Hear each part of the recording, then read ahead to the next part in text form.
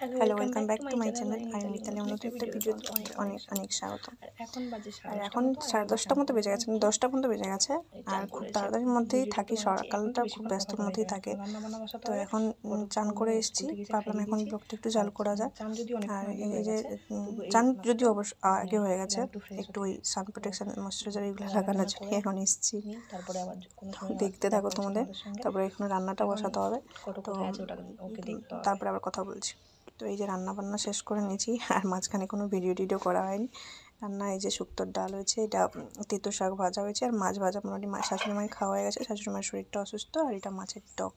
আর এই মাছটা আমি এতটা খাই না, তাই জন্য কটরা শাশুড়ি মায়ের খাওয়া হয়ে গেছে, শ্বশুরমশাইয়ের জন্য আছে। আর ওইখানটা পাশে যে দেখলে কটর জন্য একটু দইকে দিয়ে গেছে, তো ওর খাওয়া হয়ে গেছে, ও শুয়ে পড়েছিল, ওকে আবার ডেকে তুললাম ওই দইটা খাওয়াবো বলে। তো চলো আবার পরে কথা হচ্ছে। আজকেও বিকালে একটু চলে এসেছি, আজকে একটু তাড়াতাড়ি এসেছি।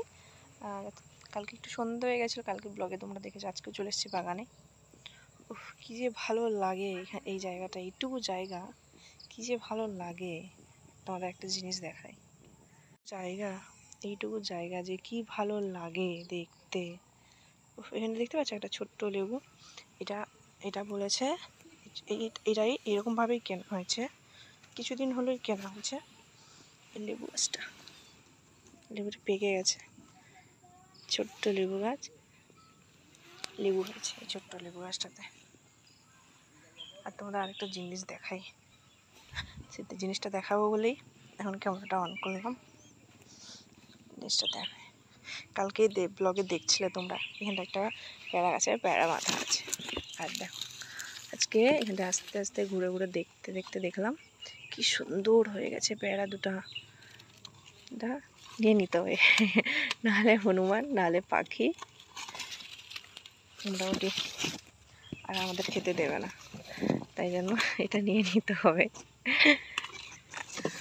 ঠিক আছে, পিঁপড়া কেমন দেখো, পুরো পিঁপড়া হয়ে গেছে। কত খাবে, ঘুম থেকে তুলিয়ে নি ওকে, ভাবছি একটা প্যারা কেটে দিয়ে দিব ওকে খেতে, তা কতই খাবে। কালকে আর ভিডিওটা শেষ করা যায়নি, আজকে সকালবেলা কটকে ছেড়ে এসে ভিডিওটা আবার শুরু করলাম। একটা চা খেয়ে ভিডিওটা শুরু করেছি। কটক মোটামুটি চলে গেছে অনেকক্ষণ হলো, এবার ঘরে সবার জন্য কিছু একটা খাবার বানাতে হবে, সেটাই ভাবছি। তো চলো খাবারটা বানাই আর তোমাদের সঙ্গে কথা বলি। কোনো সময় তো ভাবি সকালে উঠেই যেন আমি ওই খাবার বানাবো, আবার বাসন ধোবো, আবার খাবার বানাবো, আবার বাসন ধোবো, এরকম একটা ব্যাপার। তো মানে সারাদিনে 3 বেলা যদি এরকম করেই চলে যায়, তাহলে আর ইউটিউবে ব্লগ দেওয়া হয় না, আর শর্ট ভিডিও দেওয়া হয় না।